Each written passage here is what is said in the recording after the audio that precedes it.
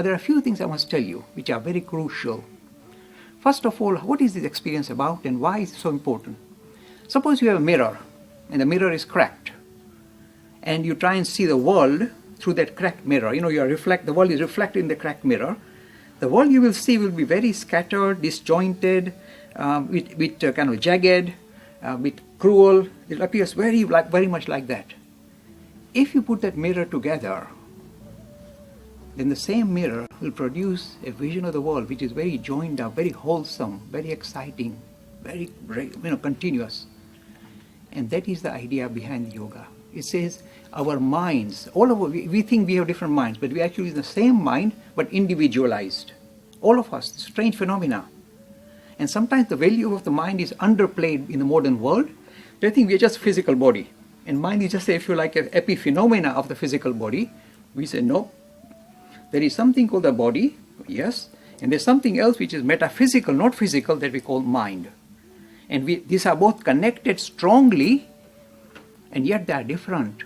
One is physical, one is metaphysical. Suppose you ask somebody, a mathematician like Bernard Russell, what is mathematics? You say, I don't know what it is. It's just there. It's just we seem to have it and it seems to be useful. It's a metaphysical phenomena, not a physical one. So mathematics is the best example of what is metaphysical.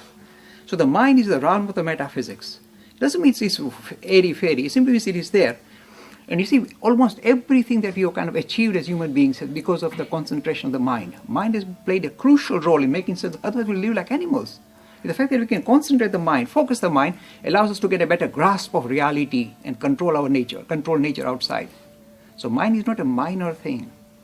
Now, in most of our cases, while we are living our ordinary lives, the mind is in a scattered state, scattered.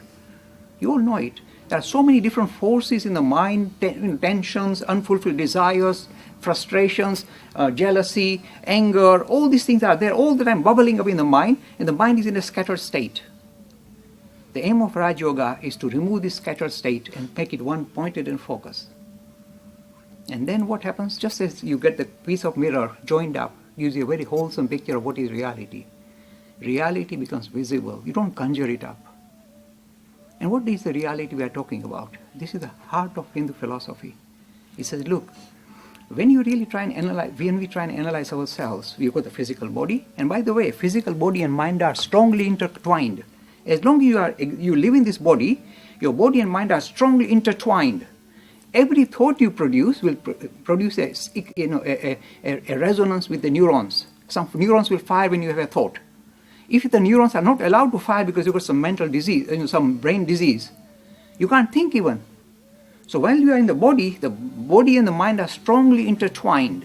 They cannot be separated. It's only when you have a near-death experience they suddenly break free. So the mind is free, and then you say, I have no pain, I'm not suffering, I'm feeling warm and nice. The body is dying, and yet the mind feels comfortable because it's disjointed. It's not intertwined with the body. But in our normal state, the body and mind are strongly intertwined. Every thought produces certain neuronal activity, and without that activity, you can't even think. Can you see how intertwined they are? Now, we're going to use this phenomena in order to kind of try and control the mind or bring the mind into focus.